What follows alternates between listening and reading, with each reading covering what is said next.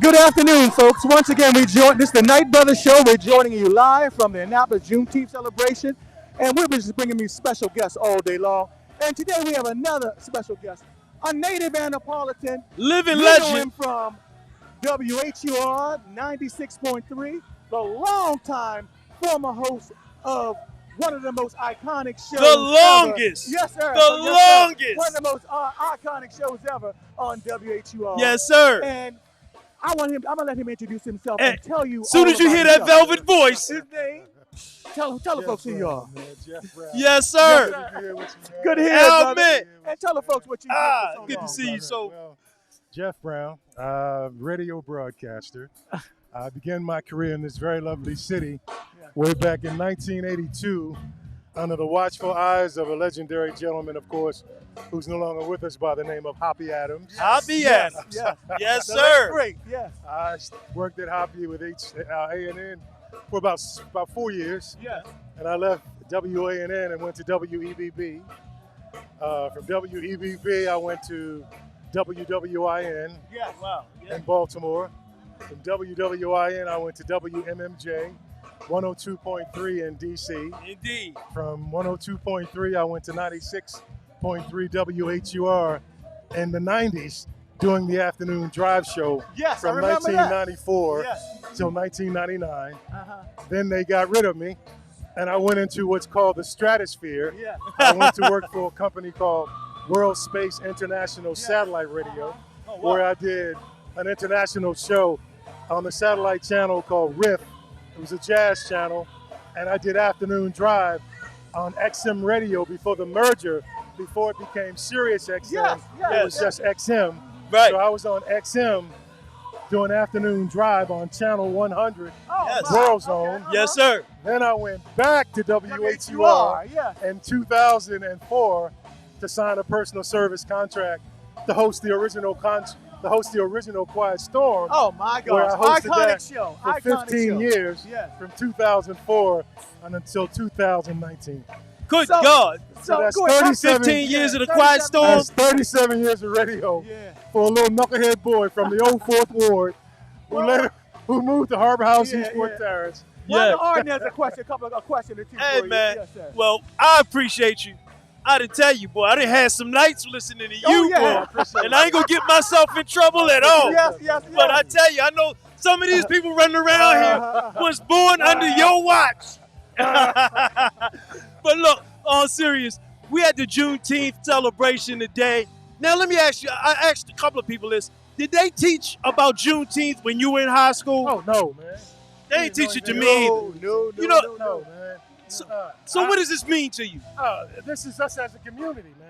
Yes. You know, I was just telling Rhonda, I said, you know, I honestly believe that this venue that's we're here now will eventually be too small to host. Oh, it. without question. I agree. Because I this Without thing, question. I was Yeah. here the first year. Yes. I didn't make Yes. it last year, so I came back this year. I'm taking some photos for situation, but I'm looking at, and this is like what? It's not even 4 o'clock yet. Exactly. So this venue is going to continue to grow this event is going to continue to grow to the point where this venue is going to be too small. Yes. But we're I'd agree. talking about Annapolis. Yes. And and like I said, I was talking to Rhonda, and I said, the one thing about being in broadcasting in the DMV, the one thing I know for a fact is that people from Washington, people from Prince George's Yes. County, people from Baltimore love coming to Annapolis. Yes, sir. Well, Jeff, I want to, you've been in this industry for 37 years, like you talked about. And if you could just share with our audience some of your most memorable experiences in this industry. I know you've met people, artists from everywhere, but just give us a few of the highlights, some of the things that really stood out to you in this man. industry. The first, if you could just tell us a the few. first great person I met, I was working at WANN, Yes. and I was coming into work, and Carl Snowden was leaving out of the building, and he had Miss Rosa Parks with him. Wow. Yeah, that's a moment. And I stood there, and Carl introduced me to Miss Parks. I shook her hand, oh, what an honor to meet you, so Yes. forth and so on. In radio, I mean, I was just telling Del Rey,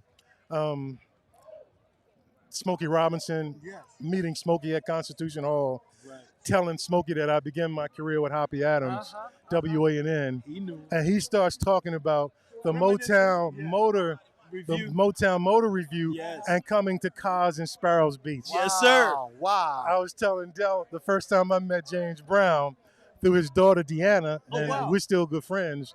And I was working at 102.3 at the time, Kathy Hughes and Miss Alfred Liggins.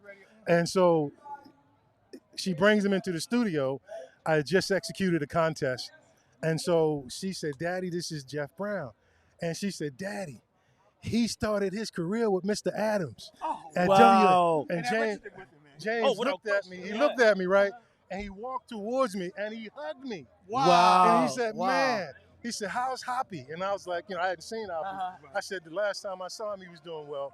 And we continued to talk about Cars and Sparrows. Yes, Beach. yes. And I'm like, man, so my career, man, being from Annapolis, and a lot of folks, most people in the broadcasting industry, and it really sounds crazy for me to say this, but a lot of people come from major cities that becomes, if you want to call a star. I've never considered myself a star. Oh, you're a star. I did. You're a I did. star. I You're a considered star, you a brother. star. Maybe when I dribble the basketball. But you're a star. But I'm talking about on the mic too. But to have had that experience of meeting all those great people, Yes. man, being in those environments like Constitution Hall, man, I broadcast on the Queen Mary 2 in 2005 That's incredible. on the transatlantic journey Yes. when they relaunched the ship from New York Harbor, and we went to Southampton and London. And I mean, stuff like that, man. I mean, so many highlights, brother. And I thank God for it. Oh, man, because it's like coming where we grew Yes, up. yes, You know what I'm indeed. saying, Exactly. Quavy, From Annapolis, Maryland. Yes, indeed. And so to have had that opportunity, but I must say this too, I attribute a lot of my success, if not all of my success, beginning my career. My first time on the radio, I was at Towson State University. Yes. I was on WCVT, the AM station, right? I did that in 1981. I came to WANN in 82, but to have had the experience of being on the radio down here at a legendary station that was a daytimer, which meant it went off the air when the sun went down. Yes. And to have started my career there under the eyes of Mr. Blum, a gentleman by the name of Dick Sims, Yes, I remember Dick. and the gentleman who trained me. He's no longer with us, one of the greatest men I've known in my life. His name was Eugene Long. Yes, His sir. on-air name was Mr. Gene Long. Long. Yes, sir. He's a powerful Omega man. Mr. Long trained me to do radio. And when I saw Mr. Long, before he passed, and I went to his homegoing service, but I said, I still do radio, Mr. Long, the way that you trained me 34 years ago. Wow. And he said, well, how can you, Jeff? Everything has changed.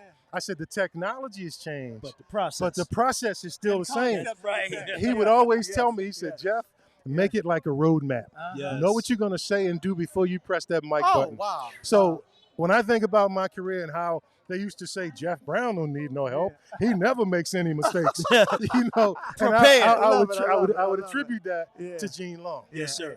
So I mean, man, I couldn't have asked for a better place to start, a better community to grow up in. I ain't even gonna talk about playing ball. Yes, sir. We're gonna, We we ain't didn't gonna even talk. talk We're about gonna bring you on the ball. show for that. We're gonna leave it a teaser. We're gonna bring you on the show. How I got my nickname Bonehead. Bonehead. Yes, People, sir. I used to tell people that nickname is nowhere any association with my intelligence. Yes, Right. That nickname I got when I was the only seventh grader to make the varsity basketball team at Annapolis Junior High. Wow. So I'm like, and the guy named me that because I was by myself. And I was real skinny and all that stuff. So, but now, man, I couldn't have asked for a better blessing to have started my experience down here in Annapolis. Well, we just go ahead. Well, I mean, it's just in the experience.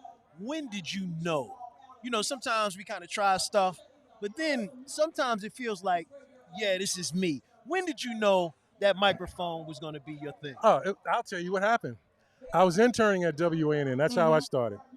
My second week as an intern, Mr. Blum, the owner of the radio station, Morris Blum. met me at the door with a 3-minute newscast. Wow. I'm only there 2 weeks now. Wow. He met me at the door Put with you on the spot like that. like that. You know what he said to What's me? that? You can He handle said, it. he said, Brother Brown, you either gonna show us you can do this, or I'm gonna have to let you do something else this summer. Wow. So this is what happened. I went in, I prepped the newscast. I knew how to do that. Uh-huh. And so I went in, I delivered the newscast, and Mr. Blum's words, I took that newscast all over the place. Wow. I made so many mistakes. Yeah, it was crazy. yeah. But you know what he said? He said, Brother Brown, that's what he referred to everybody as Brother Knight and the women's sister this. He said, Brother Brown, you did two things that I have done that to other people who wanted to be in radio.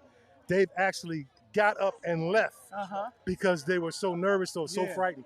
He said, you turn that microphone off, you identified the station, you did the newscast, you closed out the newscast, and you turned that microphone off. And that told me that I can work with him. Oh, wow. That's right. That's awesome. And that was in 1982. Wow. Well, listen, as we wrap this up, Jeff, Appreciate we want to have you on the show on our show for entire feature on the Night Brothers show on Tuesday nights, every Tuesday night at 8 p.m.